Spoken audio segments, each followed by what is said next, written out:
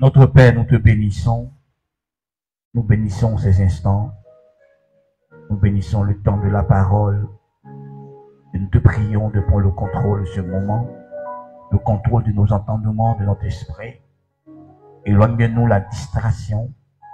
Donne-nous d'être connectés au Saint-Esprit, d'être concentrés. Rends-nous attentifs à tes propos, à ton discours. Donne-nous l'intelligence pour comprendre, pour saisir. Donne-nous la sagesse pour l'appliquer. Notre vie de tous les jours jusqu'à ce que tu reviennes. Père, fais-nous du bien. Parle à notre cœur. Éclaire-nous. Disperse les ténèbres qui sont en nous. Dans le nom de Jésus-Christ. Amen.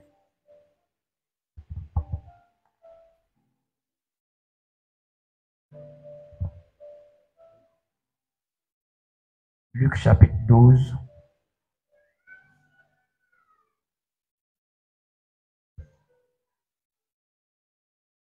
À partir du verset 13.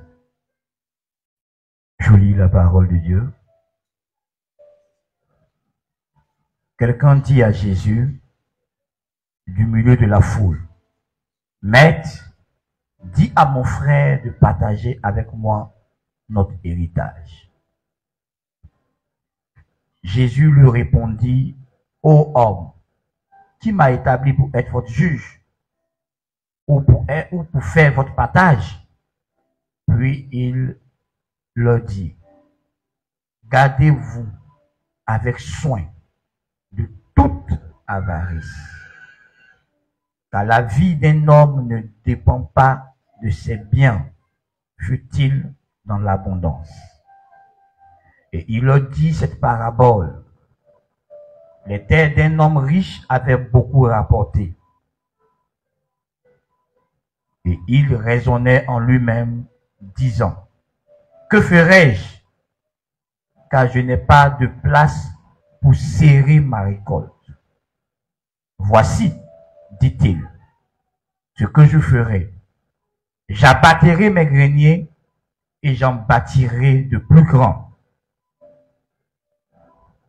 J'y amasserai toute ma récolte et tous mes biens.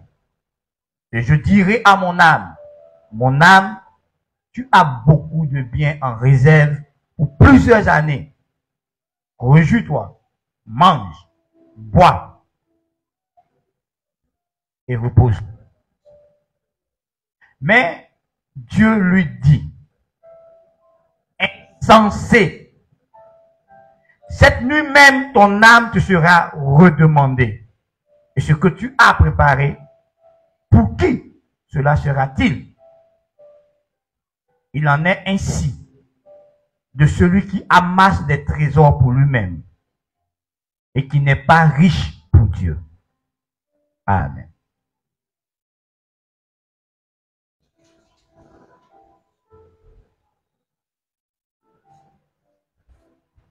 Dimanche passé, j'ai fait une introduction.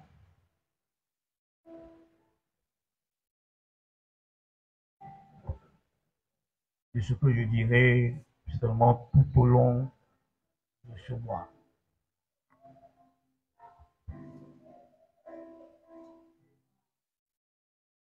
Dans ce passage, c'est Jésus-Christ, le maître, qui parle. Et il ne parlait pas à la foule. Il ne s'adressait pas à la foule. Quand tu lis les premiers versets du chapitre 12, il nous est clairement montré à qui il parlait. Bien vu qu'il y avait la foule autour de lui, mais il ne parlait pas à la foule. Il parlait précisément à ses disciples. Il parlait aux hommes qui ont pris l'engagement de lui donner leur vie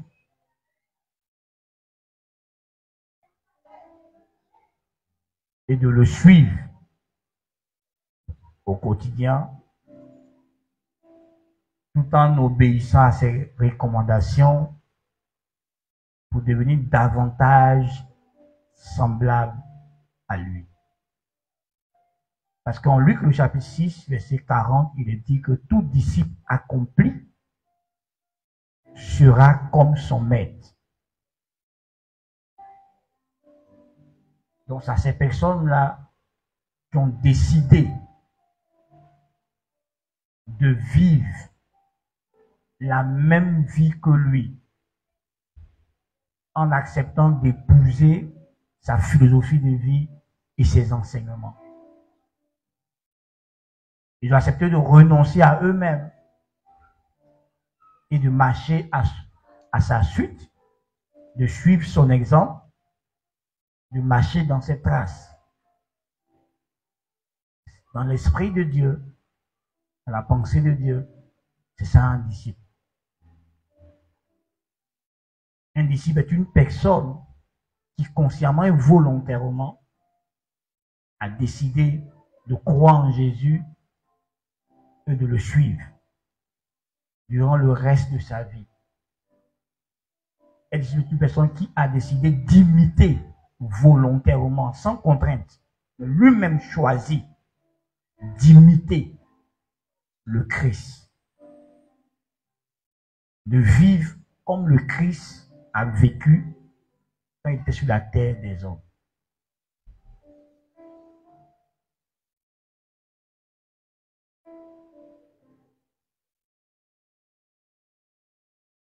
Et c'est à eux que Jésus parlait.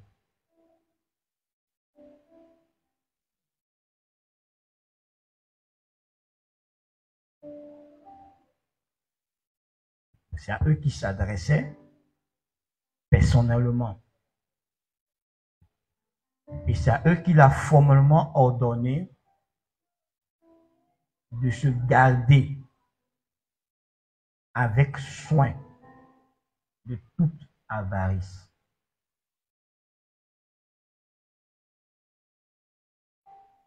Le verbe garder, nous qui sommes allés à l'école, pour moi c'est bien, et quand on nous a appris en conjugaison que garder c'est à l'impératif présent et que l'impératif est utilisé pour donner des ordres. Donc, vous voyez, c'est pas juste un enseignement que Jésus donne, c'est un ordre qu'il intime à ses disciples. Il ordonne à ses disciples de se garder.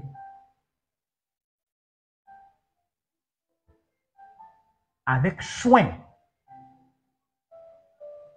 Avec soin, ça veut dire avec application.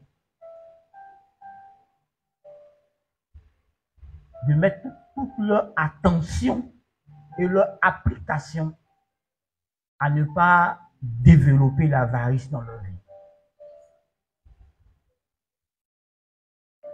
C'est se préserver de développer ce défaut qui est l'avarice.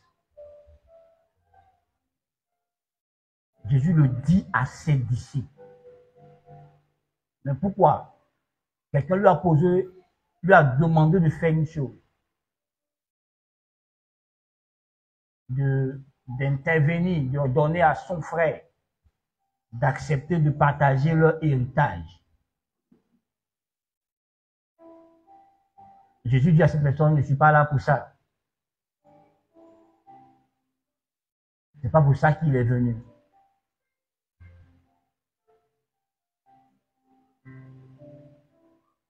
Pourquoi est-il venu? C'est pour autre chose. Je veux que tu te poses la question à l'intérieur, là dans ton cœur, pendant que tu es assis. Pourquoi Jésus s'est-il battu, a tout mis en œuvre pour te chercher et te trouver? Rappelez-vous qu'il a dit qu'il est venu chercher et trouver ce qui était perdu pour sauver.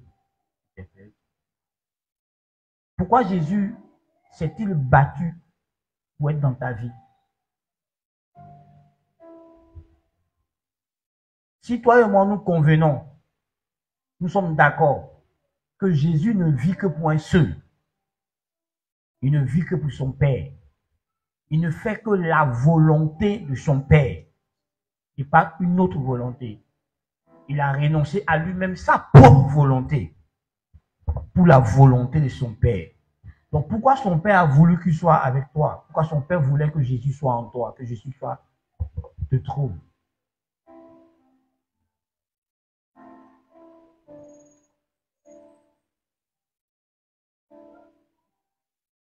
Trouve la réponse. Et ta manière de vivre ta vie chrétienne va changer.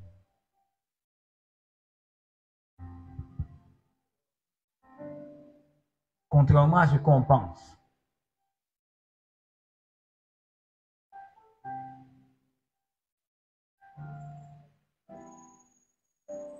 Jésus ne fait pas des miracles juste parce qu'il a envie d'opérer des miracles.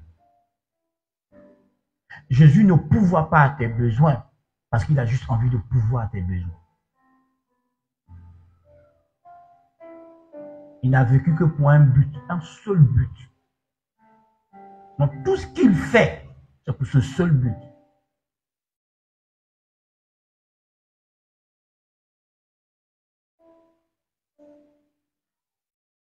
Si Dieu opère des miracles dans ta vie, que ça t'éloigne de Dieu, le but de Dieu est raté.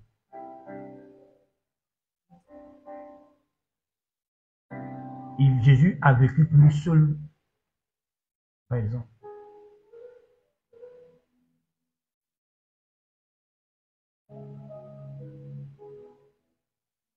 Et il a fait tout ce qu'il a fait pour cette seule raison. Il a guéri les malades, chassé les démons, tout ça pour une seule raison.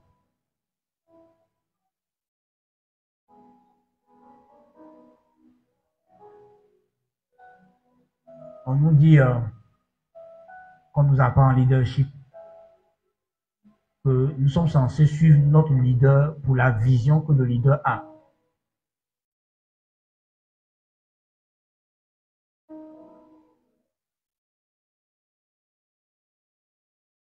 Et j'ai découvert dans la Bible que l'Église a un leader principal, a un seul leader majeur.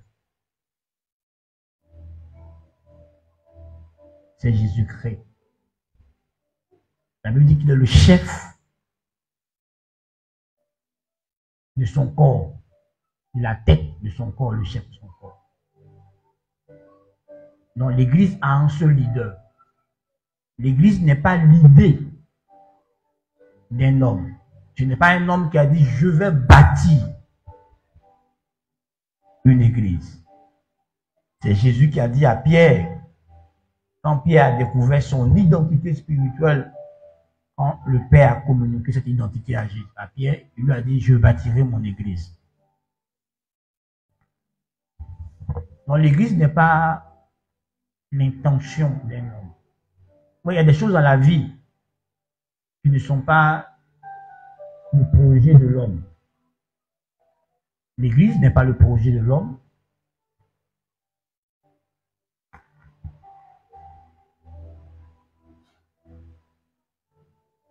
Le mariage n'est pas le projet de l'homme. La venue sur la terre d'une personne n'est pas le projet d'un être humain. C'est Dieu qui fait venir les gens sur la terre. Ouais. Est-ce que tu es en train de suivre la vision du leader que toi tu as choisi, c'est-à-dire Jésus-Christ? On va me voir moi, hein? Pas moi qui suis le leader. Je suis juste le leader second. Mais le leader majeur et principal, c'est Jésus-Christ. L'église n'appartient pas à un homme, l'église appartient à Jésus-Christ. Et c'est lui qui conduit son église.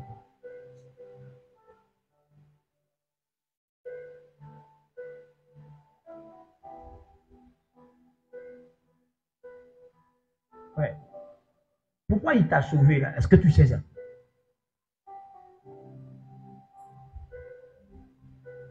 Est-ce que tu es en train de marcher dans le chemin ou tu t'es détourné de ce chemin? J'ai une autre question pour toi. qu'est-ce que l'homme a perdu dans le jardin d'Éden? Qu'est-ce qu'il a perdu dans le jardin d'Éden et qui a fait qu'il a été chassé du jardin?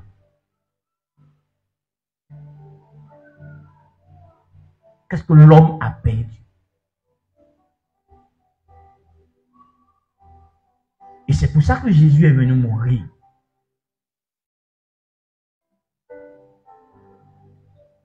Sinon, tous les paralytiques allaient être guéris. Tous les boiteux allaient marcher.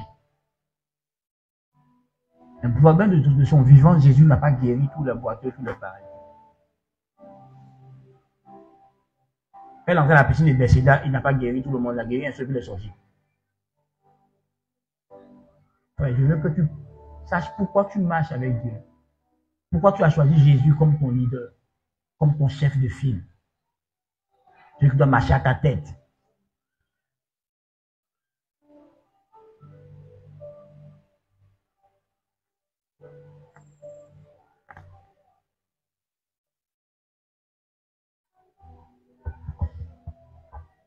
Si tu trouves les réponses, tu peux m'écrire une lettre me disant. Mais Jésus dit à ses disciples, gardez-vous avec soin de l'amour excessif de l'argent, des richesses, sans en faire usage. Gardez-vous de la soif de posséder, sans en faire usage. Gardez-vous.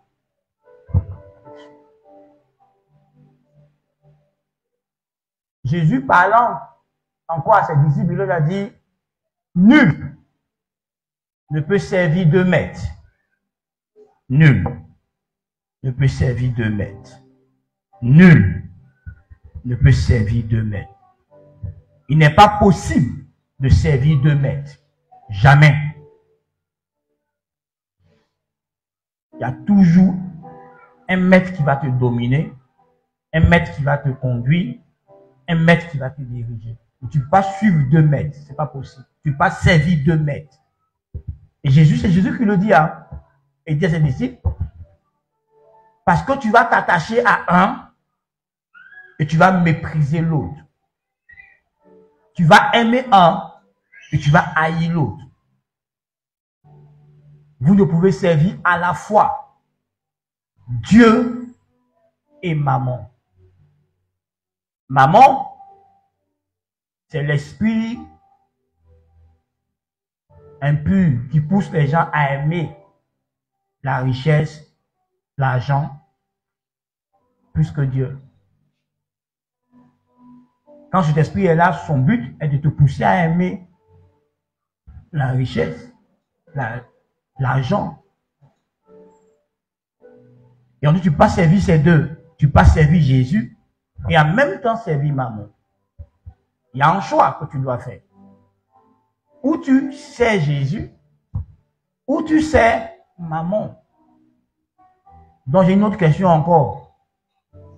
Regarde dans ton âme, regarde au plus profond de toi, examine profondément ton cœur, examine ton homme intérieur, aie accès à ton homme intérieur le plus profond. Et réponds à cette question. Qui sais-tu? En réalité, qui tu sais? Dieu ou maman? Qui tu sais véritablement?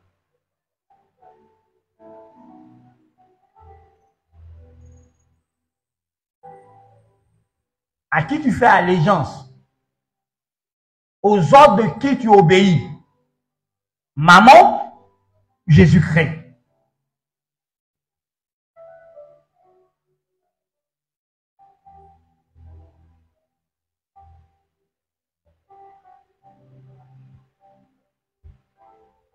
À qui es-tu attaché? Maman ou Jésus? Jésus-Christ dit, garde-toi avec soin de maman, de l'avarice, de l'amour de l'argent, l'amour excessif de la richesse, l'amour excessif de l'argent.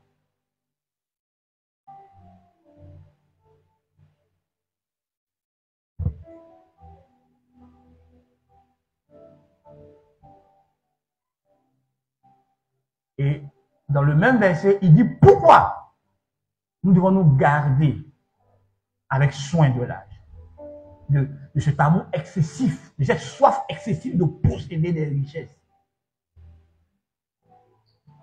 Il dit car la vie de l'homme ne dépend pas de ses biens. Même s'il est dans la richesse, même s'il est dans l'abondance, sa vie ne dépend pas de cette abondance matérielle et financière.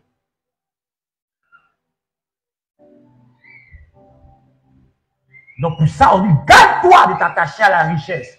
Garde-toi de te confier à la richesse. Garde-toi d'avoir un amour excessif pour la richesse. Parce que ta vie ne dépend pas de ça.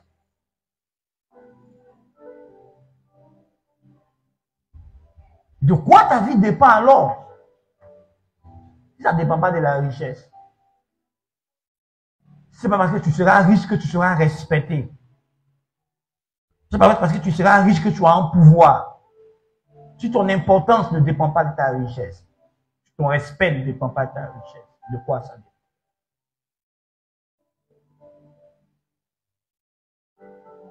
Ta richesse ne pourra pas payer le salut de ton âme. Tout l'argent que tu auras n'achètera pas le salut pour ton âme. Sinon, dans l'histoire que Jésus raconte du riche et du pauvre Lazare, le riche allait payer son entrée au ciel. Donc, tout l'argent que tu vas amasser, tous les biens que tu vas acquérir, ne garantissent pas ton salut. Parce que ça ne peut pas acheter ton salut. Ce n'est pas à prix d'or, ce n'est pas à prix d'argent que notre âme a été sauvée.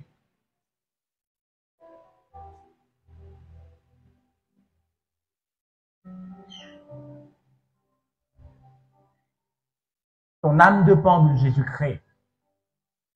Ta vie dépend de Jésus-Christ. Dépend de cette intimité que tu as avec lui, cette relation intime que tu as avec lui. Toute ta vie, ton présent aujourd'hui, comme ton futur demain, même ton futur dans l'éternité, dépend de cette vie que tu as avec le Christ. L'accomplissement des prophéties que tu as entendues, des rêves, des visions que tu as, dépend de cette intimité que tu as avec le Christ, dépend de ta soumission à Christ, de ton obéissance à Christ. Ta victoire sur les ténèbres, ta victoire sur le diable, ta victoire sur les démons dépend de ta relation personnelle avec Jésus-Christ. Sinon, des riches n'allaient pas subir les attaques du diable. Ta vie dépend de la personne que tu es en train de négliger, là, Jésus. Pour que tes efforts portent du fruit, il faut que Dieu bénisse tes efforts. Il faut que Dieu bénisse l'œuvre de tes mains.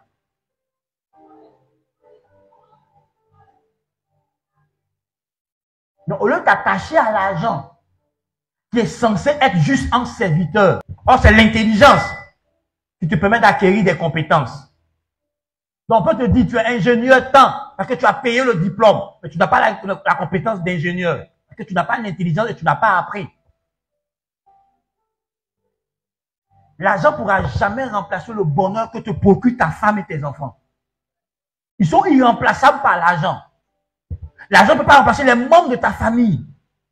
L'argent ne peut pas remplacer l'amitié vraie, l'amitié sincère, l'amitié véritable. L'argent ne pourra pas le remplacer. Donc si tu t'es convaincu que l'argent va me rendre heureux, l'argent va me faire respecter, tu te trompes. Des gens ont l'argent, et puis on ne les respecte pas. Moi, il y a des gens ici, en Côte d'Ivoire, qui ont l'argent, mais je ne les respecte pas. Je ne les considère pas. À cause de leur moralité.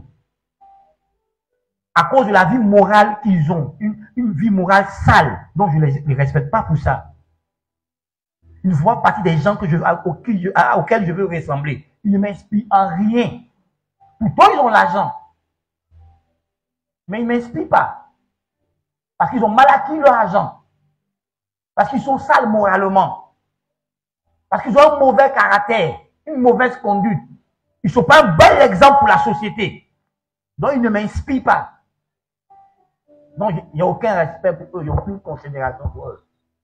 Ce pas des gens même que avec qui je veux marcher. C'est pas possible. Il est classé dans la classe de mauvaise compagnie pour moi. Vous voyez dans l'argent. Hein? Toi-même dans ta vie, il y a des gens qui ne te respectent pas, que tu ne considères pas. Malgré qu'ils ont l'argent, à cause de leur manière de faire, leur manière d'être. Est-ce que tu peux respecter un gars qui est pédé et qui a l'argent? Hein? Tu peux vouloir ressembler à un gars qui est pédé et puis il a beaucoup d'argent. Tu voudras que tes enfants le copient? Tu as dit non. Donc, il n'inspire pas le respect. Il n'incarne pas le respect.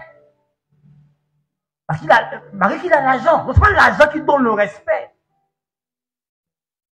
Ce n'est pas l'argent qui fait que tu es valorisé, tu es respecté dans la société. Les gens sont hypocrites envers toi parce qu'ils veulent un peu tes sous. Mais en réalité, dès que tu donnes d'eau, ce qu'ils disent de toi là, ça montre qu'ils ne te considèrent pas, qu'ils ne te respectent pas. Donc toi tu dis, il faut que j'ai l'argent, il faut que j'ai l'argent, il faut que j'ai l'argent. Puis dans ma famille, on va me respecter. Frère, développe des relations saines. Deviens utile au membre de ta famille, même sans l'argent. Tu seras adulé, respecté. Je ne te dis pas de ne pas avoir l'argent, parce qu'il faut bien comprendre mes propos. Je suis en train de te dire qu'il ne faut pas mettre l'argent au-dessus de Dieu. Il faut mettre l'argent au-dessus de ta famille. Il faut mettre l'argent au-dessus de certaines personnes. Ne considère pas les gens parce qu'ils n'ont pas l'argent. Ou quand ils ont l'argent, là, tu le considères. Tu fais mal. Parce que l'argent, c'est juste un instrument qu'on a. Ça part et ça vient. Aujourd'hui, tu peux être millionnaire. Et puis demain matin, tu peux devenir l'homme le plus pauvre qui existe. Sous le soleil, on a beaucoup d'exemples. Parce qu'une mauvaise décision que tu as prise peut te ruiner. Sur des documentaires aux États-Unis, au Canada, des gens qui étaient riches et puis en 24 heures, ils deviennent les hommes les plus pauvres. Ils sont sans domicile. Ils deviennent des FDS. Ils n'ont pas d'habitation. Ils ont tout. Les gens qui sont enrichis par le diamant, par le pétrole, par l'immobilier. Et puis, une erreur les a rendus pauvres et misérables. Ils sont retrouvés à la rue. Donc, si tu fondes ta vie sur l'argent, tu as un mauvais fondement. Un fondement qui est du sable, c'est du vent. Le vrai fondement, c'est Christ. Parce que ta vie ne dépend pas de l'argent. Ne dépend pas du nombre de possessions que tu as. Il y a des choses plus précieuses que les possessions que tu as. Vous savez, avant, j'étais convaincu comme vous. Et s'il y a beaucoup d'argent, je serais quelqu'un de respecté. Donc, l'argent était au top niveau de ma vie. J'étais prêt à tout pour l'argent. Est-ce que je crois Jésus et que je découvre que c'est pas vrai, qu'on m'a menti toute ma vie. Est-ce que vous savez qu'il y a plein de mensonges avec lesquels nous vivons? Et c'est quand la parole de Dieu t'éclaire, tu te rends compte que, ah non, j'ai mal fondé ma vie. Ah non, j'ai mal fondé ma vie. Ta santé est plus importante que l'argent. Si l'argent finit de bousiller ta santé, tu vas te rendre compte qu'il y a des maladies que l'argent ne peut pas guérir. Même si tu connais les meilleurs médecins du monde, les médecins te réhabilitent, on ne peut rien faire. On ne peut que te comprimer pour prolonger un peu ta vie. La maladie que tu as là, on ne peut rien faire. Malgré que tu as l'argent sur ton compte, ton argent ne pourra rien faire face à la Covid. Ton argent ne pourra rien faire face au sida. Ton argent ne pourra rien faire si tes reins sont bousillés par l'insuffisance rénale. ton âme ne pourra rien faire devant une hépatite. C'est une maladie que même la science n'a pas encore découvert les remèdes. Si un éternel pète dans ton cerveau là-bas, ton argent ne pourra rien faire, tu vas mourir. Même les meilleurs neurologues vont te dire on ne peut rien faire. Mais le monde dans lequel nous vivons a fait croire aux hommes que le matériel est tout, au point où les hommes négligent leur santé, négligent leur famille, négligent la communion fraternelle, les amitiés, au nom de l'argent. On est occupé à chercher l'argent. Regarde dans ton heure, 24 heures que tu as là, il y a combien d'heures que tu as affecté à chercher l'argent?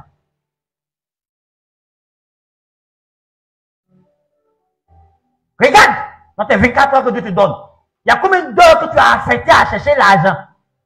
Et puis il y a combien d'heures que tu as affecté à chercher Dieu qui donne la vie? Jésus qui donne la vie, tu le cherches combien de fois que l'argent?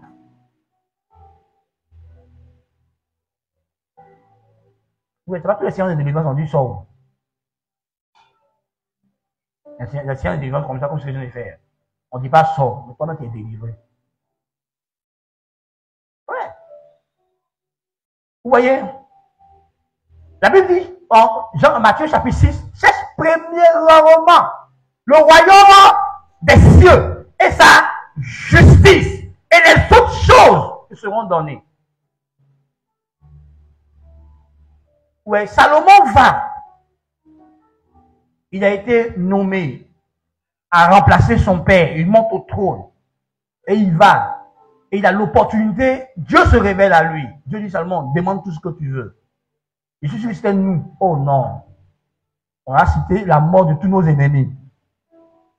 On veut tel million. Salomon n'a rien demandé. D'autre que, Seigneur, donne-moi la sagesse, l'intelligence et la connaissance pour que je dirige le peuple que tu m'as donné. Donc, donne-moi la sagesse, l'intelligence et la connaissance pour que j'accomplisse ma mission divine sur la terre. Et Dieu lui dit, comme tu n'as pas demandé l'argent, comme tu n'as pas demandé la gloire, comme tu n'as pas demandé l'or, et même demandé la mort de tes ennemis, je te donne ce que tu as demandé, je te donne tout ça en plus. Donc, ça veut dire que ce que Jésus dit en Matthieu, chapitre 6, verset 33, et ce que Salomon a fait, c'est exact. Salomon a cherché d'abord à pouvoir satisfaire le cœur de Dieu, en accomplissant la mission de Dieu. Et Dieu lui donne l'or, la gloire et l'argent.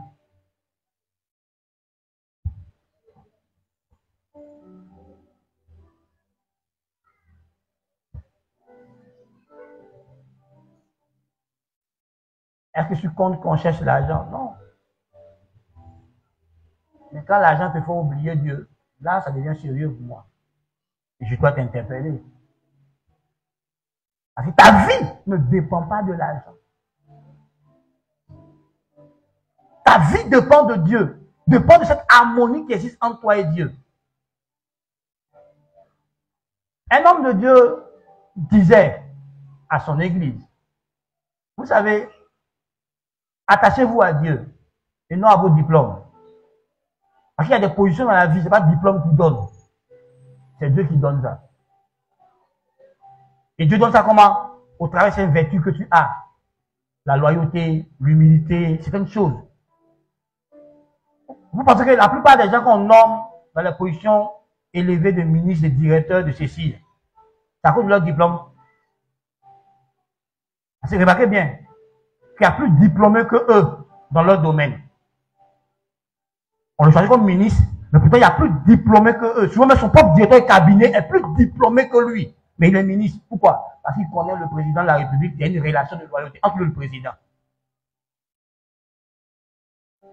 Une amitié de longue date. Il faut qu'on le nomme. Pendant que toi, tu as les diplômes, tu es compétent, mais tu deviens son subalterne. Quelqu'un a dit que relation est mieux que... Mais nous, parce qu'on bâtit des relations au-dessus, surtout avec cette histoire des réseaux sociaux, on n'a que des relations virtuelles. J'ai 1500 amis, tu es un menteur. Tu ne peux pas avoir 1500 amis. Ce sont des abonnés. Il y en a même, ils doivent accepter pour t'utiliser, pour utiliser ta page. Vous n'êtes pas amis. Vous ne causez jamais. Même bonjour, ça n'existe pas de vous. Quand il fait ses publications, parce que tu es son ami, là, ce qu'il fait là, ça apparaît sur d'autres pages. Donc, il t'utilise. C'est pas parce qu'il veut être ami à toi. Quelqu'un qui t'a jamais dit bonjour dans ta boîte instantanée. C'est ton ami en quoi? Mais pourquoi? Parce que nous, les Africains, on s'est convaincus que le meilleur modèle de vie, c'est le modèle de l'Europe. Comment on peut être si aveugle?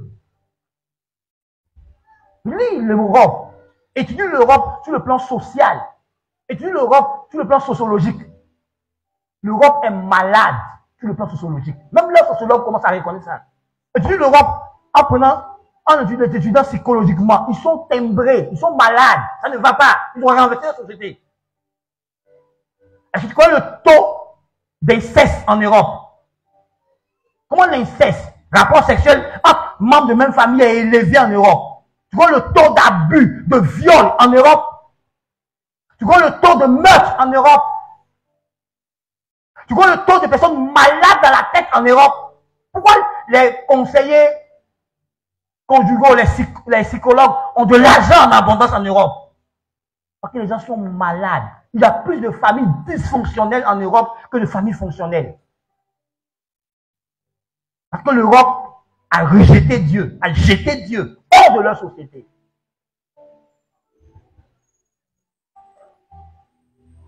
Parce qu'on vous ment dans les fumes, on vous blague dans les fumes, vous fait croire qu'ils sont supérieurs à vous. Il faut étudier l'Europe sur le plan sociologique.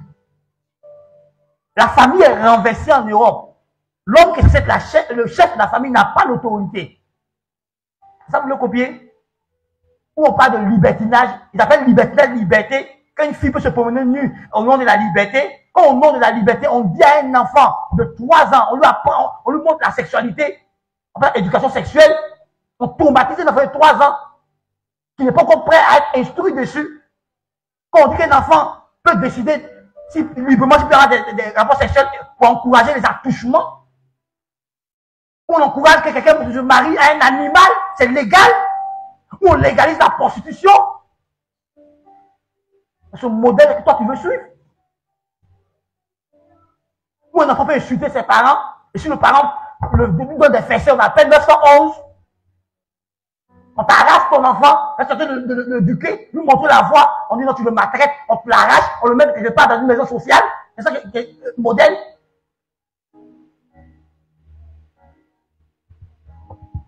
Et les chrétiens suivent ça. Regardez, j'ai lu un document hier sur les pays africains où le taux de divorce est élevé. Et le gars explique que depuis que les femmes sont plus instruites, depuis que les femmes sont comme les copines ou sœurs en Europe, en Afrique, le taux est élevé. Et les 5 pays là, les 5 premiers pays sont les pays arabes. Algérie et la Libye en tête. L'Égypte suit. Ça va choquer. C'est eux les pays les plus conservateurs. Vous voyez, c'est que l'Occident est en train de faire dans leur société, en train de briser leur société. Avant, en Afrique, le mariage était tellement sacré, on pouvait trouver un couple 50 ans de mariage. C'est pas qu'ils n'ont pas connu les hauts et les bas, hein. Ils ont connu, mais ils sont ensemble. Mais nous, aujourd'hui, là, on se marie le matin, le soir, on divorce. Parce qu'on voit ça aux États-Unis. Plein de mères célibataires. Et c'est ça que nous on veut copier. Voici le meilleur modèle de vie, c'est la Bible. Vous voulez copier quoi? L'Europe?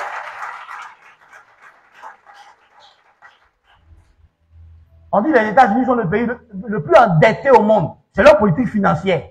Et c'est ça que nos dirigeants veulent copier. On va être les pays les plus endettés aussi. C'est ça qu'on veut copier. Des chrétiens, vous ne prenez pas votre temps pour étudier la Bible, pour découvrir la vie, tel que celui qui a créé la vie la conçoit pour pouvoir vivre ça. Ouais, je lis beaucoup, hein. Je suis d'accord. Mais je ne copie pas tout ce que je lis bêtement pour venir mettre ça dans ma vie. Hein. mon livre de mesure de tous les livres que j'étudie là, voilà. C'est la Bible. Quand eux ils disent leur truc, ils vérifient si la Bible a dit ça.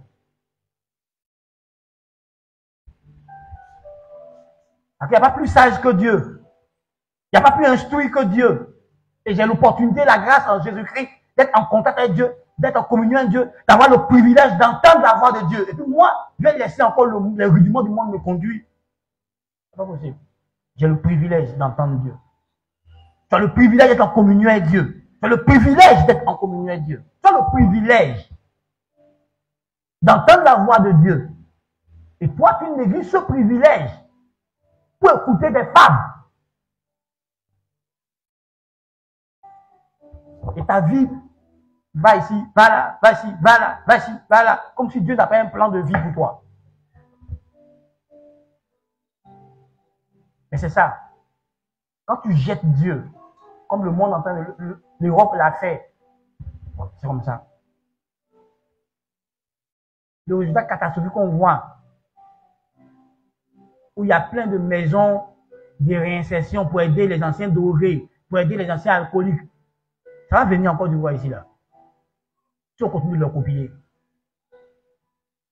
Ça vient à grands pas. Ça va nous infecter. Parce qu'on refuse de définir une politique pour nous-mêmes en fonction de nos réalités et vivre. Vous voyez, j'ai découvert dans mes recherches que les Africains ont toujours été civilisés. Et que la plupart de ce que l'Europe appelle civilisation, là, ils ont pris ça en Afrique. C'est en Afrique que l'écriture est née. On était éduqués.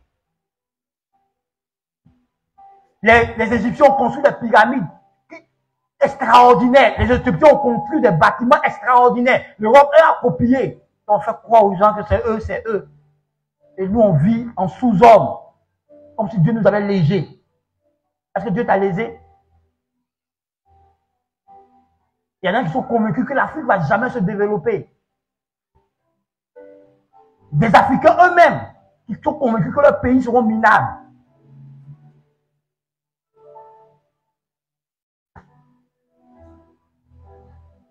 Ouais, je crois à mon pays, la Côte d'Ivoire, puis je crois à l'Afrique. Et je crois qu'il y a des leaders que Dieu est en train de faire net. Ils vont changer l'Afrique. Ils ont une nouvelle mentalité. Frère, garde-toi. Ta vie ne dépend pas de ça. Ta vie dépend de Dieu. Et toi, tu as l'opportunité d'être avec Dieu. Et puis tu es malheureux. Pourquoi? Parce que tu ne l'écoutes pas pour vivre, pour l'obéir.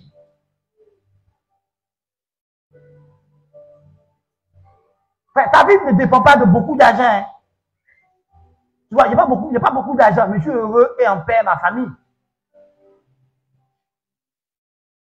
C'est un privilège que les gens n'ont pas.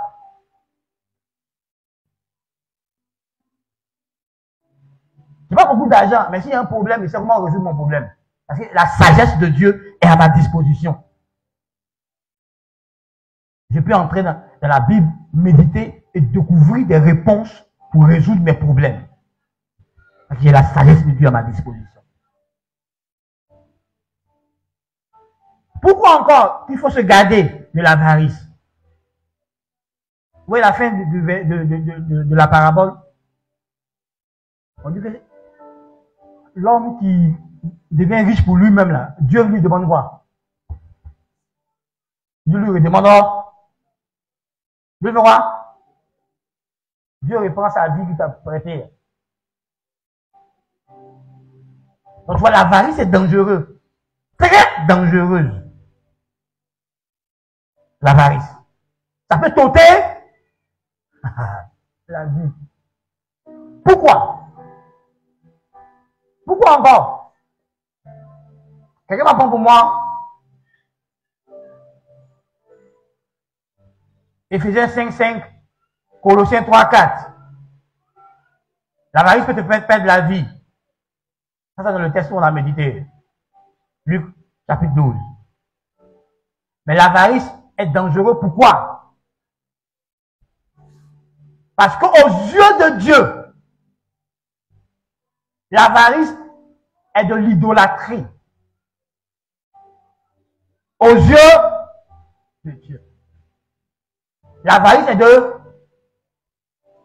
C'est-à-dire que c'est comme si Dieu, quand tu es avare, Dieu dit que tu as une idole dans ton cœur. Parce que tu es attaché à maman, à l'argent, à la richesse. Dites-moi. Éphésiens 5, le verset 5. Car, oui, sachez-le bien, aucun impudique ou impur ou cupide, c'est-à-dire idolâtre, n'a d'héritage dans le royaume de Christ. Le cupide, c'est celui qui aime l'argent. Il y en a la même chose comme avarice. On dit quoi? C'est de l'idolâtrie. Dieu te voit comme un idolâtre. Si toutes tes décisions sont dictées par l'argent et non par la parole de Dieu, non par Dieu, tu es soumis à qui?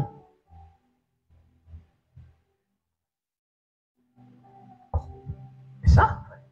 Et Dieu te voit comme un idolâtre. Comme si tu adores une autre idole en dehors de lui, Dieu. Il est censé être le seul Dieu. Aux yeux de Dieu, l'avarice. C'est ça qu'on dit, garde-toi avec soin de ça. Pour ne pas que Dieu dise que tu as une autre idole, tu as un autre Dieu au devant duquel tu te prosternes. Et qui n'est pas lui Dieu, mais qui est l'argent.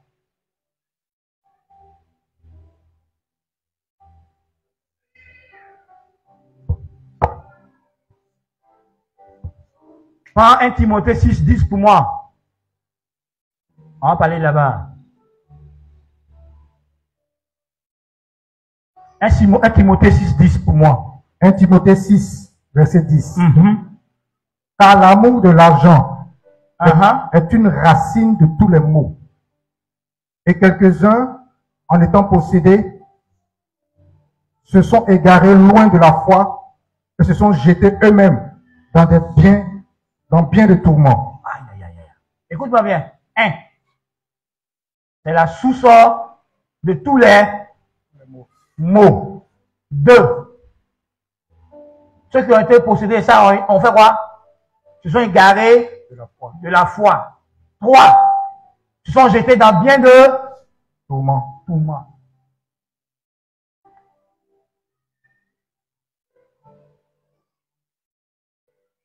Ça veut dire de te garder de ça.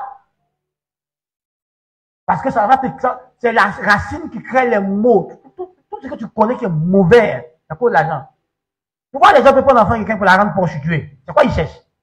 Quand ils réduisent une fille en prostituée, c'est quoi ils cherchent? Quand ils vendent la drogue, c'est quoi ils cherchent? Quand ils font les sacrifices humains, c'est à cause de quoi? Quoi encore? Quand elle prend mari de quelqu'un, elle devient maîtresse, c'est à cause de quoi? Quand ils vendent les organes humains, c'est à cause de quoi? Quand quelqu'un il est tout le temps en avion, et puis il n'a pas le temps pour sa femme et ses enfants, il a affaire ici, il a affaire ici, il a affaire ici, c'est à cause de quoi? À la fin, ça crée quoi à la maison là-bas? D'ailleurs, on a entendu une femme qui a dit à son mari, moi je ne suis pas boire. Pas placard dans la maison ici. J'ai besoin de toi. Il te donne tout. Il a besoin de toi, il ne pas tout. Mais il court derrière quoi? Pourquoi quand tu as sélectionné tous les métiers où à la fin, il y a beaucoup d'argent pour dire à ton enfant, il ne faut pas rêver de devenir charbonnier ici. Rêve être juge, rêve être avocat, rêve être temps. Pourquoi tu sélectionnes ça? C'est quoi qui te motive? Si ta fille vient toujours te dire, papa, j'aime le charbonnier du quartier de ma fille. Il ne faut pas me provoquer. Il ne faut pas me provoquer. Pourquoi? Ben, il n'a rien. Donc, pourquoi tu refuses? L'argent. Quand des filles qui ont dit, c'est mon genre d'homme, c'est mon genre, j'aime bien, mais il est pauvre, donc je ne l'aime pas. Quand les filles ont dit, je trouve que tu es malheureuse dans le foyer, là, quitte, je préfère souffrir. Parce qu'il y a l'argent ici, hein. Donc, on la frappe, elle-même, make-up, et puis elle sort. Parce qu'il y a l'argent.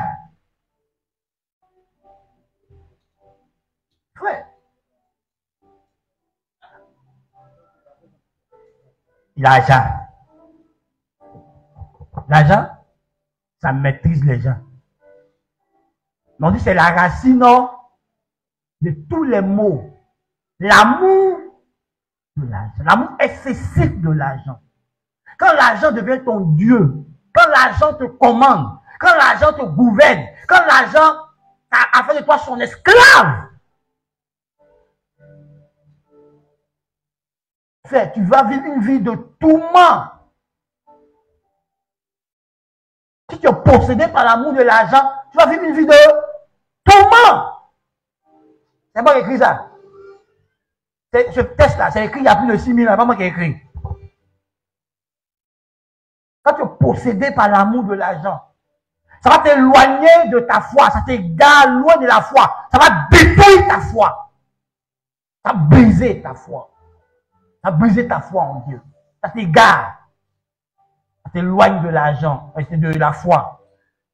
L'amour de l'argent t'éloigne et détruit ta vie de foi. Et je connais plein de frères en Christ, plein de sœurs en Christ dans le Seigneur. Même des ministres de Dieu. Quand ils ont été pris par la cupidité, par l'amour de l'argent, ça a brisé leur ministère, ça a brisé leur foi. Ça les a éloignés des principes qui fondent la vie chrétienne.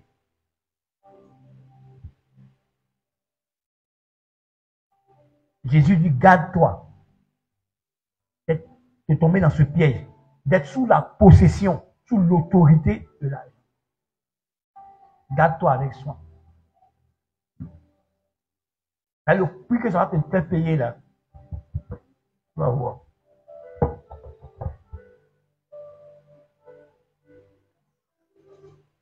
Et dimanche passé, je l'ai déjà dit, ça te prive du bonheur. Parce que l'argent t'empêche d'être libéral. L'avarice t'empêche d'être libéral. L'amour de posséder beaucoup d'argent, ça t'empêche de manifester la libéralité. Tu ne pourras pas être libéral. Or, il y a plus de joie à donner qu'à recevoir. Alléluia. L'argent, l'amour de l'argent va t'exclure, va te disqualifier dans le leadership de l'Église. C'est l'une des conditions, c'est l'un des critères que Dieu demande quand on doit choisir un leader dans l'Église. Dans 1 Timothée 3, verset 3, on dit il faut que, on cite beaucoup de choses, on dit il faut que le leader soit désintéressé. Donc on ne sert pas Dieu pour de l'argent, on doit être désintéressé. Alors lis pour moi Exode 18, 21. Exode 18, 21. Quand Jéthro conseillait à Moïse de pouvoir choisir des leaders dans l'église, ça fait pas des conditions que Moïse devait regarder. Oui. Exode 18, 21. Choisis parmi tout le peuple des hommes capables. Des hommes capables. Craignant Dieu. Craignant Dieu. Des hommes intègres. Des hommes intègres. Ennemis de la cupidité. Pardon? Ennemis de la cupidité. Établis sur eux. C'est bon, on ne lit plus le reste. Eux-mêmes, on lit le reste à la maison. Vous voyez? On doit choisir des gens qui sont quoi? Ennemis de la cupidité. Ennemis de la cupidité. Pas les gens qui sont amis de l'argent. Si tu choisis parmi tes leaders, les gens qui sont amis de l'argent, ils vont créer du désordre dans l'église. Ils vont créer des problèmes dans l'église. Ils sont attachés à l'argent. Et c'est un critère important. Moïse devait choisir des leaders. Il est établi sur chef de 10, chef de 100, chef de 1000. On dit qu'il faut que ces personnes-là soient ennemies.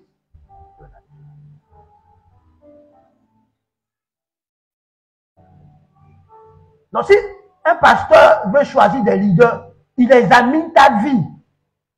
Et s'il découvre que toi tu aimes l'argent, il ne peut pas te choisir pour être leader. Pourquoi? Parce que tu seras au milieu d'eux. Eux, ils seront en train d'adorer Dieu et toi, tu seras en train d'adorer maman au milieu d'eux. Donc tu vas ouvrir la porte pour que l'ennemi ait accès au conseil de l'église et frappe le conseil de l'église et frappe l'église.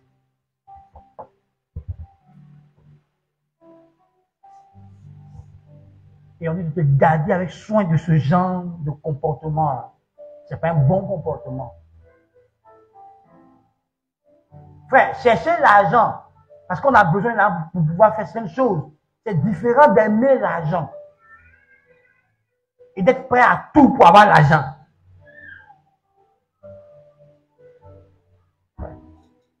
Il ne faut pas que tu tombes dans la possession de l'argent. Hein. Si l'argent te possède, tu seras malheureux. Malheureux. Tu seras malheureux. On cherche tous l'argent. Maman, il cherche l'argent. Donc, comme je causais hier avec quelqu'un, on a dit, quand tu as l'argent, puis l'argent n'a pas de but, ça te détruit. Pourquoi tu cherches l'argent? Est-ce que tu as un rêve pour lequel tu vas chercher l'argent? Est-ce que tu as des objectifs, des buts déjà préétablis pour lesquels tu vas chercher tous ces gros montants que tu cherches? Parce que si tu n'as pas de but préétabli, quand l'argent vient de ta main, comme j'ai dit à la fois hier, Satan va te donner des rêves. Il va te prêter des rêves. Oui, on m'a donné deux gars qui ont vendu une portion de terre à 6 milliards à l'État. Et puis l'État a versé d'abord 2 milliards. Les vieux l'ont quitté au village. Ils dorment dans la résidence. Maintenant, ils sont fâchés là. Ils sont là, ils disent eux sont en fait tournée européenne, ils sont là en France. Et puis ils ont choisi des hôtels de luxe. Ils vont voir ce qu'il y a dedans, ce qu'il y a dans la richesse, eux veulent voir. Chaque week-end, quand ils étaient au pays, ils vont à Sini. Ils louent des filles. Ils vont voir ce qu'il y a dedans. Ils louent les grosses caisses, eux vont voir aussi ce qu'il y a dedans. Ça a gâté tête des vieux là. Ils n'écoutent personne. Quand les conseils disent, oh, toi tu es jaloux, laisse-moi vivre la vie de Louga, la belle vie. Tu sais où je vais souffrir ma vie? Attends, il a tapé ma souffrance. Parce qu'il n'avait pas de but. Il y a tellement de leçons que j'ai apprises dans la vie. Une des leçons que j'ai apprises dans la vie. Aucune opportunité ne va t'appeler avant de venir. Donc il faut te préparer dans la vie à saisir les opportunités qui vont se présenter. Il y en a qui ne se préparent pas. Ils sont là, ils vivent. Et puis un matin comme ça, ils croisent quelqu'un. Et puis quelqu'un dit, oh, ta tête me plaît, c'est 100 millions. Il s'est déjà préparé que lui peut avoir 100 millions. Donc il ouvre la mallette comme ça. Et puis les bilans sont comme ça.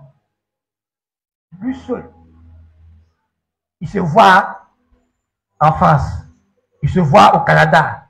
Il se voit aux États-Unis. Il se voit partout, même dans lui seul, 100 millions. Il dit, bon, il a toujours rêvé d'avoir une Jaguar comme voiture. Il va qu'il a payé Jaguar, là, 100 millions, là, ça reste plus, c'est fini. Il dit, non, j'ai le payer des chaussures, là, les costumes de 500 000, là, il y a peu 10. Quand il paye, là, ça diminue.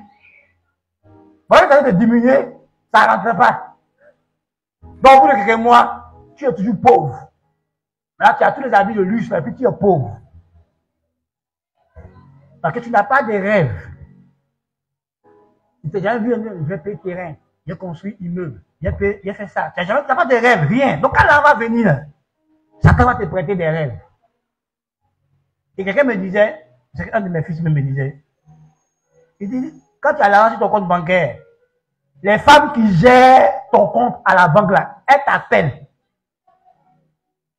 Et puis elles te font des propositions indécentes. Parce qu'elles savent que sur ton compte, il y a 400 millions. Il y a 500 millions. Tu as enlevé 500 millions la semaine prochaine, 500 millions est venu encore. Elle sait qu'ils gèrent ton compte. Donc elle te dit que le gars la guerre. Elle va t'inviter.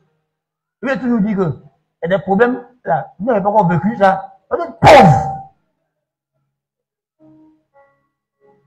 Mais il y a des problèmes de riches.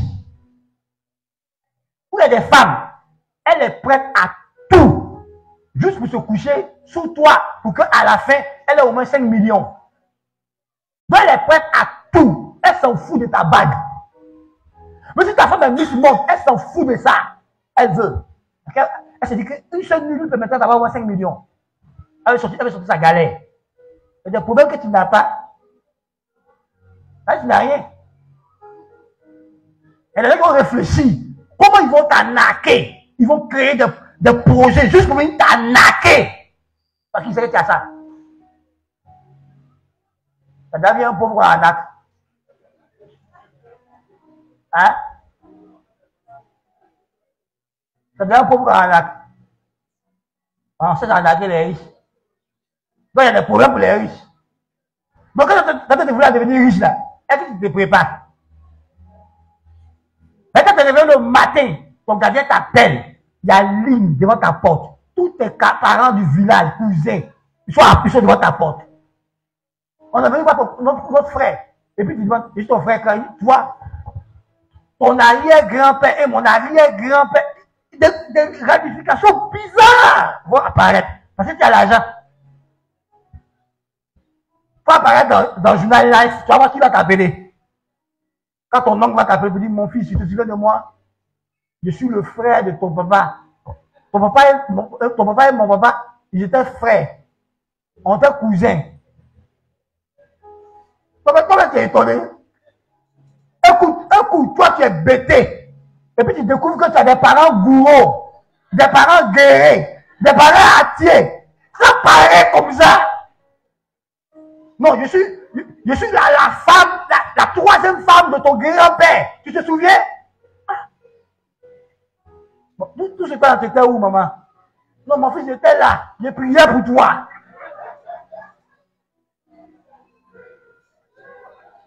Bon, il faut te préparer. Richard, tu veux là. Il y a son problème. Ah, tu comprends? Quand il y a funérailles, et puis on t'appelle, on dit, c'est toi qui décides. À d'autres thèmes, il faut prendre tout le funérail en compte. Quand il y a mariage, on t'appelle. Mon oncle, il vient me marier, il t'a choisi comme témoin. Ça veut dire que attends, qui te choisit comme parrain? Mais deviens un peu riche, tu vas avoir les lettres de parrainage là, ça va venir beaucoup chez toi. On va même pour tournoi de football au village, on va t'appeler comme parrain. Donc prépare-toi, hein? Tu as l'argent, si tu es un acheteur compulsif, quand tu as l'argent, tout ce qui passe à tes yeux là, tu achètes. Donc, prépare-toi. Comment se garder de l'avarice? Je vais dire 2 choses. Et j'ai survolé, puis j'ai duré sur une chose. Il y a 3 points. Le premier point, j'ai déjà parlé dessus. C'est de comprendre que ma vie ne dépend pas de mes possessions, mais de Dieu. Quand tu comprends ça, tu t'attaches à Dieu. Deuxièmement, c'est de comprendre que l'amour des richesses est la source des maux. Et si tu veux éviter de te mettre dans des maux et dans des tourments, il ne faut pas développer l'amour de la richesse. Ça aussi, j'ai déjà parlé dessus et duré. Le dernier point, c'est de devenir riche pour Dieu. Cherche à être riche pour Dieu. C'est-à-dire quoi? Tu mets ta fortune au service du royaume de Dieu. Tu prends ton argent pour faire les choses de Dieu. Faire les choses de Dieu. Tu ne t'attaches pas à l'argent, mais tu es attaché à Dieu. Et tu prends ton argent pour faire les bonnes choses. Tu fais du bien autour de toi. Tu pourvois aux besoins des pauvres. Tu aides les gens à accomplir leurs rêves. Tu finances le projet des gens. Tu apportes la joie aux autres avec ton argent. Ça, c'est bien. Tu finances des croisades. Tu finances des orphelinats. Tu fais des choses qui profitent à manifester la gloire de Dieu, à révéler la bonté de Dieu aux hommes. Mais c'est pour ça que Dieu nous rend riches, comme j'ai dit hier, dimanche passé. Dieu nous élève pour qu'on soit une source de bénédiction. Donc, commence à développer la mentalité selon laquelle mon argent va servir à Dieu. Mon argent va servir pour la cause du royaume.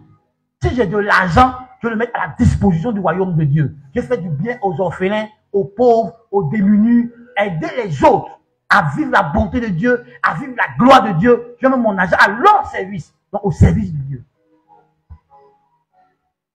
Ça ne veut pas dire que tu ne vas pas profiter aussi. Non, c'est pas ce que ça veut dire. Ça veut dire pendant que tu profites aussi, le surplus là, tu le mets au service des hommes. Parce que quand tu sers les hommes, c'est Dieu que tu sers. Donc tu peux créer une fondation pour lutter contre une pandémie. Tu peux créer une fondation pour aider les anciens prostitués à se réinsérer dans la société. Tu peux créer une fondation pour lutter contre des causes nobles. Tu peux créer une ONG. Tu peux créer un fonds ou dans ton village ou dans d'autres villages. Tu permets que l'eau courante, l'électricité, le goudron, les écoles, quoi encore, les infrastructures puissent arriver dans ces villages. Voici le genre de richesse que Dieu, de riche que Dieu cherche. Quelqu'un qui a l'argent, qui fait du bien autour de lui, qui aide les autres à sourire, qui permet aux autres de voir que Dieu existe. Parce qu'au travers de toi, Dieu exauce leur prière. Dieu exauce leur prière. Alors, Dieu te parle à toi ici, tu lui donnes ça. Et puis, ah, Dieu est bon, Dieu m'a exaucé. Mais tu vois, on nous a appris, dans ces 30 dernières années, on a appris aux chrétiens. Voilà. Voilà, tu dis. Qu'il est la foi, ne vivre par la foi. Que toi, tu as trop souffert pour avoir ton argent, pour lui donner. On a cessé de manifester l'amour pratique dans l'église. Parce qu'on est tellement attaché aujourd'hui au matériel qu'on ne peut pas faire du bien autour de nous. Mais pourtant, on dit que nous, on fait partie de ceux qui vivent pour la gloire de Dieu. Que quoi que nous, on le fait pour que Dieu soit honoré. Maintenant, Dieu a besoin de toi pour nourrir une veuve. Dieu a besoin de toi pour nourrir un orphelin. Dieu a besoin de toi pour qu'un orphelin puisse aller jusqu'à la fin de ses études. L'enfant rêve d'avoir un doctorat, mais son papa est mort quand il était au CP1. Et Dieu a besoin de toi pour prendre cet enfant-là et le scolariser jusqu'à ce qu'il arrive au doctorat. Tu as les moyens, tu as les ressources, tu refuses de le faire. Dans ta vie là où tu es assis là, en dehors de toi, qui bénéficie du fruit de ton travail? En dehors des membres de ta famille. Qui d'autre bénéficie du fruit de ton travail? Quel étranger qui n'est même pas du membre de ta famille, qui n'est pas lié à toi, qui bénéficie du fruit de ton travail? Voici les fêtes de fin d'année qui arrivent. Quand tu vas aller faire tes achats, tu vas faire achat pour quel pauvre? Pour que le pauvre là puisse manger. Pour quel enfant que son papa pourra lui offrir un cadeau? Toi, tu vas payer un cadeau pour aller donner ça à cet enfant. Tu vas payer un cadeau pour toi et tes enfants. Mais tu es un enfant de Dieu. Un enfant de Dieu doit faire toujours du bien autour de lui. Même quand tu entends des sinistres, ça te fait, ton cœur ne bouge pas. Tu n'aides personne. Tu ne fais de droit à personne. Mais souvent, tu as dit Dieu, comment riche? Là, tu es riche pourquoi? Si tu as un peu, mais tu ne partages pas. Frère, dis-moi, à qui tu fais du bien à la rentrée? Quand tu finis de payer l'école, la fourniture de tes enfants, tu as payé un bic ou un cahier pour un autre enfant qui n'est pas ton enfant. Je suis allé à une réunion des parents d'élèves. Et puis, on a découvert là, séance ténantier, il y a des parents qui n'avaient pas encore payé même cahier pour leur enfant. Nous, les parents, on a dit à la directrice. Donc, elle est recensée, donc elle nous dit, et puis nous, on va cotiser l'argent pour qu'ils puissent payer, que leurs enfants aillent à l'école correctement. On ne les connaît même pas, on n'a pas besoin de les connaître. Parce qu'il peut arriver que ça t'arrive à toi, qu'une entrée sont tellement chauds que tu ne peux pas scolariser tes enfants. Que tu ne peux pas faire. Et puis Dieu a suscité des gens. Tu te rappelles que toi, à ton tour, quand ça allait, tu as essuyé les larmes de quelqu'un. Le bienfait n'est jamais perdu. La Bible même te dit, jette ton pain à la surface des eaux. Avec le temps, tu le retrouveras. Nous, on n'aime pas faire du bien. Parce qu'on est tellement attaché à l'argent, attaché au matériel. Tu as beaucoup de pain. Tu constates que ta soeur en Christ, ou tu constates qu'une voisine du quartier n'a pas de pain. Lui offrir un pain, ça fait quoi? Toi, tu as la possibilité de t'en offrir constamment. Mais elle n'a même pas la possibilité. Offre-lui. Tu vas voir, il y a des évangélisations là. C'est l'amour en pratique. Quand tu poses ce genre de date et que tu dis à la personne que Jésus l'aime, il sait que tu n'es pas en train d'inventer quelque chose, que tu as de l'amour dans tes entrailles.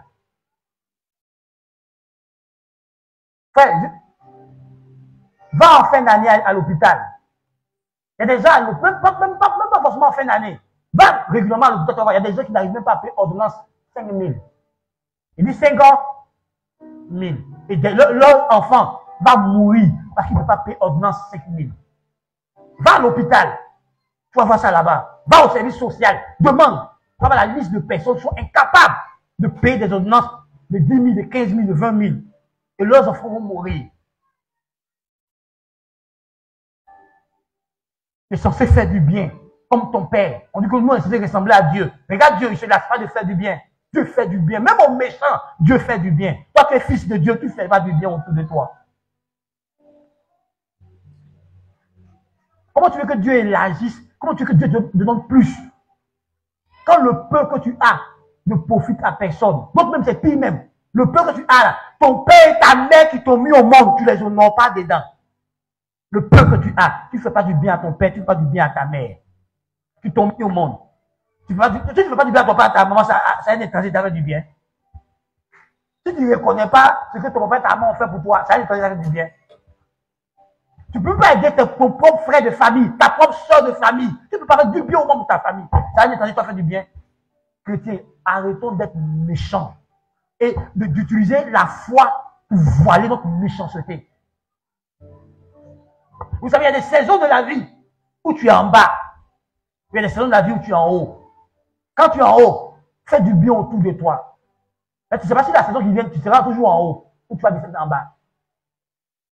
Il y a un gars dans la Bible, on dit que son maître, il a appris que son maître veut le renvoyer. Il est allé appeler les créanciers de son maître.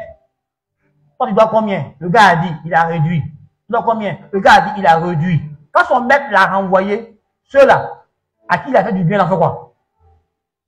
Eux, ils sont venus en aide.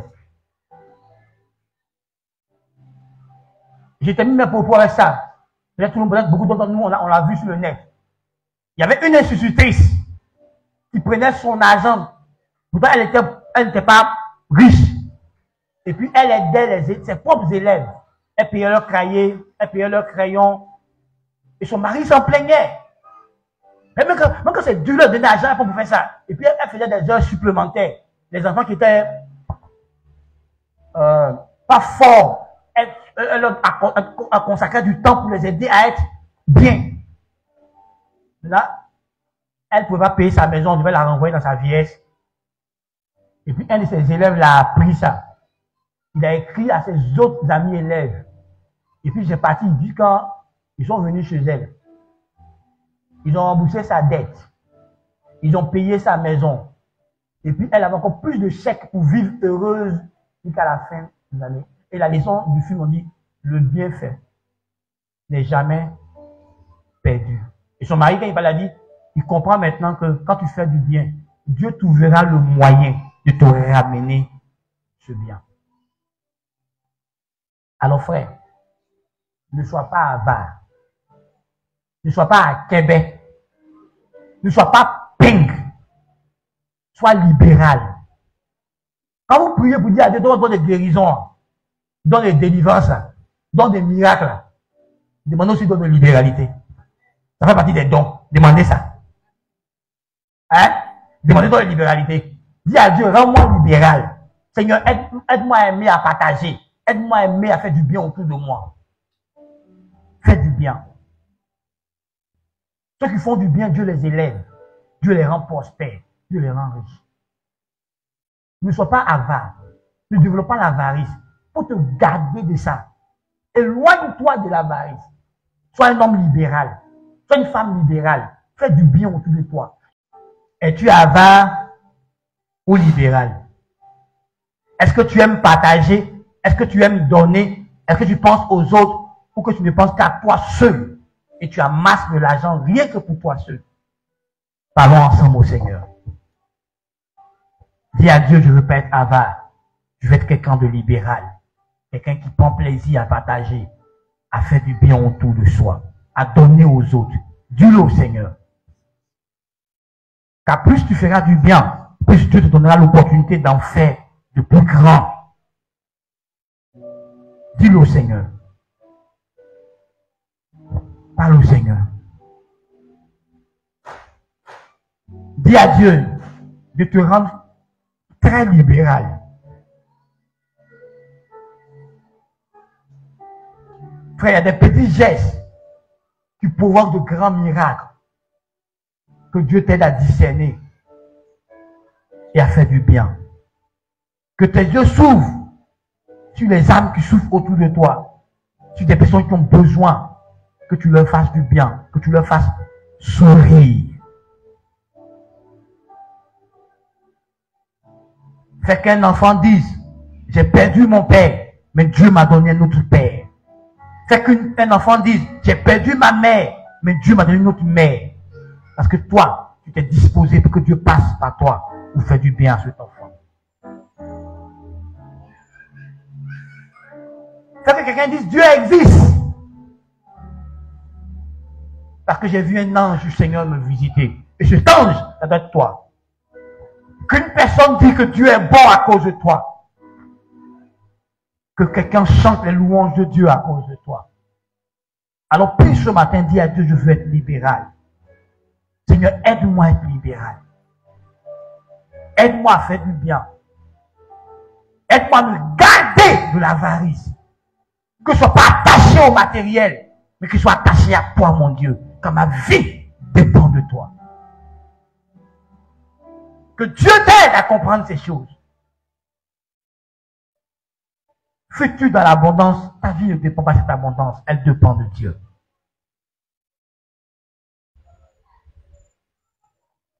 Alléluia.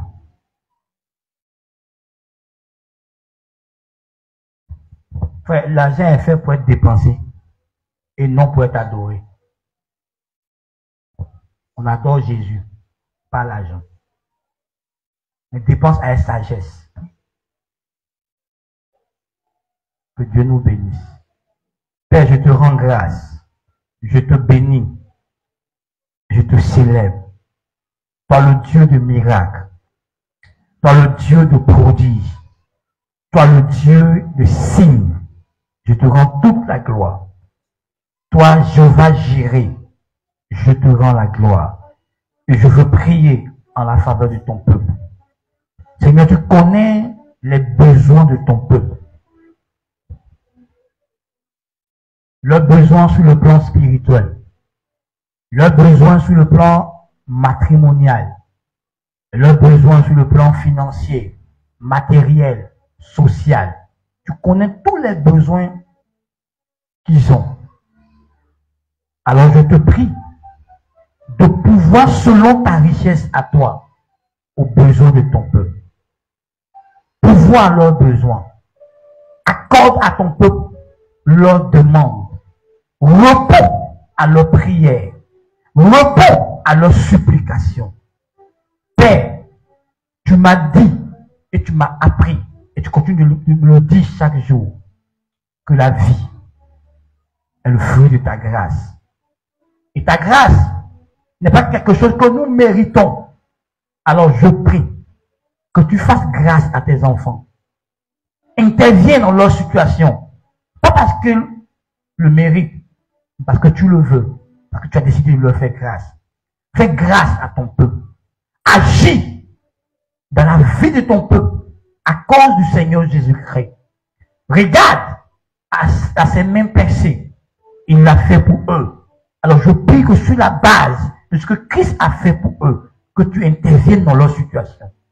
Que si quelqu'un est malade, qu'il reçoive la guérison, qu'il reçoive la délivrance. Si quelqu'un a besoin d'un financement, Père, qu'il reçoive ce financement. Donne des ordres pour eux. Si quelqu'un a besoin d'un enfant, visite ses entrailles. Père, peu importe leurs besoins, je prie que tu interviennes. Si quelqu'un a besoin d'un père qui va remplacer son père décédé, interviens. Connais-tu à quelqu'un qui lui communiquera l'amour de père. Connais-tu à quelqu'un qui communiquera l'amour de mère. Seigneur, selon le besoin de chacun. Si quelqu'un a besoin d'un homme pour lui donner l'affection d'un homme, d'un mari, connaître la personne à son mari. Seigneur, s'il y a un foyer qui était troublé, interviens dans ce foyer. Agis maintenant et que tous les troubles soient réglés par toi. Dieu, viens au secours de ton peuple dans leur réalité, dans leur vécu quotidien. Interviens en leur faveur. Interviens dans leurs relations de couple. Interviens dans les difficultés qu'ils ont. Agis par ta droite. Père, si cette situation nécessitait un miracle, fais-le. Opère ce miracle pour eux. Je te prie ce matin de pouvoir tous les besoins de ton peuple. Agis dans le nom puissant de Jésus-Christ. Père, que les portes s'ouvrent pour eux. Ceux qui ont besoin de voyager, que les portes s'ouvrent pour eux. Ceux qui ont besoin de travail, que les portes s'ouvrent pour eux. Ceux qui ont besoin de mariage, que les portes s'ouvrent pour eux. Ceux qui ont besoin de financement, que les portes s'ouvrent pour eux. Ceux qui ont besoin d'être gradués, que les portes s'ouvrent pour eux. Ceux qui ont besoin d'une nomination, d'un poste plus élevé en entreprise, que les portes s'ouvrent pour eux. Seigneur, je prie que les portes s'ouvrent pour eux. Tu as annoncé toi-même que dans les temps qui viennent, plusieurs vies vont changer, alors que les portes s'ouvrent pour eux. Que des gens vivent des choses extraordinaires. Seigneur, parce que par la foi en Jésus, nous a donné accès à une vie extraordinaire. C'est-à-dire que les miracles accompagneront ceux qui ont cru. Donc, Père, on n'est plus candidat à une vie ordinaire, mais candidat à une vie extraordinaire. Père, que les gens vivent des choses extraordinaires dans leur vie. Père, que ta main se manifeste. Que tu fasses grâce à ton peuple. Que tu agisses de façon extraordinaire dans la vie de ton peuple. Que l'on reconnaisse que tu es leur Dieu, que tu es vivant. Brise la main du méchant. Brise la main qui retenait leur grâce. Brise l'opposition devant eux. Ce qui les empêchait de progresser, les empêchait de percer, soit brisé ce matin. Que l'homme fort de leur famille soit lié et soit rendu impuissant contre eux. Que ces œuvres soient sans effet. Que ces âmes qu'ils utilisent contre eux soient sans effet. Au nom de Christ Jésus. Père, je prie ce matin que tout autel démoniaque où l'on a invoqué soit sans effet. Que tous ceux qui étaient combattus par un autel démoniaque qui a été activé contre eux, par un sacrifice humain, par un sacrifice d'animaux, par une libération quelconque, je commande au nom de Jésus que l'autel démoniaque qui te combattait se taise à jamais. Parce que tu es en Christ. Sois triomphant. Que tu triomphes des défis dans lesquels tu es. Que le Saint-Esprit te donne des révélations. Et je prie ce matin que tu sois connecté à la bonne fréquence de Dieu. Je prie ce matin que tu entendes la voix de Dieu clairement. Que tu discernes clairement le chemin que Dieu veut que tu empruntes pour que tu sortes de ta situation. Je prie ce matin que tu discernes clairement la voix qui te permettra de connaître le progrès. La voix qui te permettra d'évoluer. Que je prie ce matin que tu discernes clairement l'instruction de Dieu. Je prie ce matin que tu entendes clairement la voix de Dieu. Que tu discernes clairement la direction divine. Je prie ce matin pour toi qui as assez tourné en rond, que ça s'arrête, que tu ne tournes plus en rond, que Dieu te montre le chemin qui te permettra de progresser, que Dieu te montre le chemin qui te permettra de sortir de la stagnation, que Dieu te montre le chemin, que tu discernes la voix de Dieu.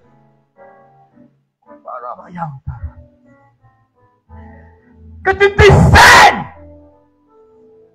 le chemin qui te permettra de vivre l'accomplissement de la prophétie divine. De la même manière que Ruth a été connectée à Naomi, et que Naomi, sous l'inspiration de Dieu, a montré à Ruth comment entrer son mariage. Que Dieu inspire ton père spirituel, que Dieu inspire la voix autorisée, que Dieu inspire son prophète autour de toi, que Dieu inspire un enfant de Dieu qui est prophétiquement allumé, afin qu'il te donne la direction divine, afin qu'il te donne la pensée de Dieu, afin que tu rentres dans le plan de Dieu pour toi. Je sens dans mon esprit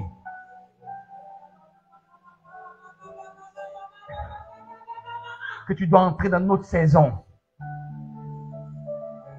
Et je prie ce matin que tu distingues cette saison. Que tes yeux s'ouvrent. Que tes yeux s'ouvrent. Que tes yeux s'ouvrent. Que tes yeux s'ouvrent. Que tes yeux s'ouvrent. Que tes yeux s'ouvrent. Que tu discernes. Que tu discernes. Que tu discernes. Que tu entendes la voix de Dieu. Et que tu poses l'acte de foi. Et que tu liens dans le miracle de Dieu.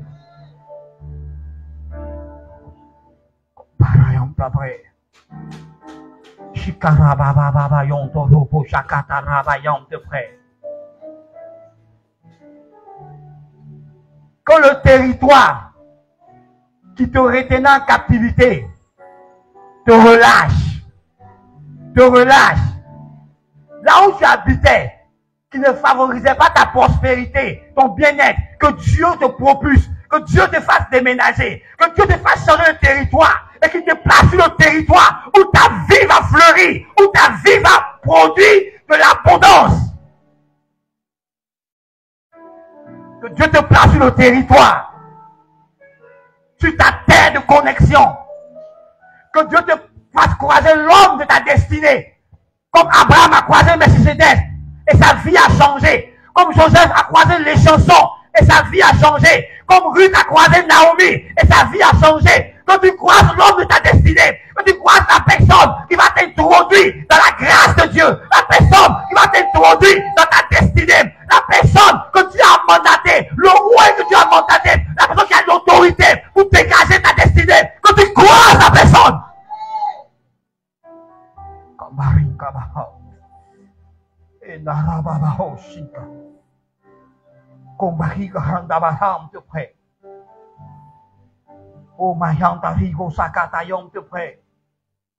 Quand tu n'assistes plus le témoignage des autres, mais que les autres aussi entendent ton témoignage, que Dieu te donne un témoignage puissant, que Dieu te donne un témoignage puissant et vivant, que Dieu entre en scène dans ta vie, que tes ennemis croisent Dieu, que tes blocages croisent Dieu, que tes défis croisent Dieu, que tes difficultés croisent Dieu, et que Dieu agisse en ta faveur.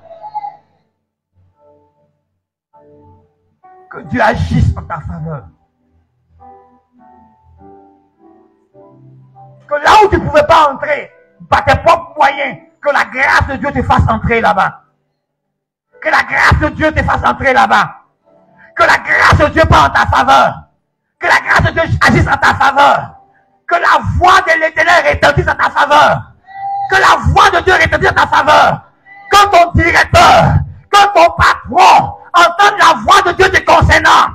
Que ton patron entende la voix de Dieu te concernant. Qu'une personne qui est censée apporter la grâce de Dieu dans ta vie, qu'une personne qui est censée libérer la besoin de ta vie, entende la voix de Dieu et qu'il obéisse à Dieu. Quelqu'un qui est porteur de la grâce de Dieu pour toi, quelqu'un qui est porteur de la blessure de Dieu pour toi, quelqu'un qui est porteur de l'accomplissement divin pour toi, que la personne exécute l'ordre de Dieu, que la personne exécute tout ce que Dieu lui met à cœur pour toi.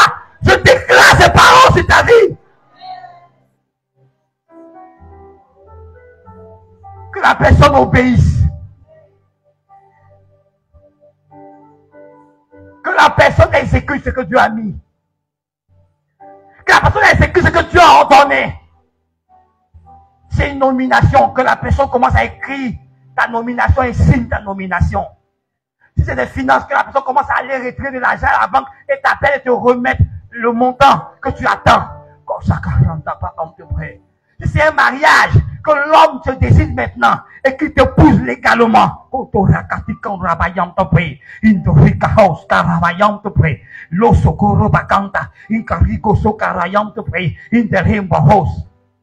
Père, merci. J'ai demandé la bénédiction. Et je sais que tu m'as exaucé. Parce que tu m'exauces toujours. Merci de m'exaucer. Et merci de me rendre témoin de tout ce que tu es en train de faire.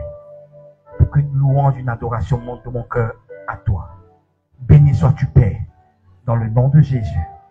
Tu peux acclamer Dieu.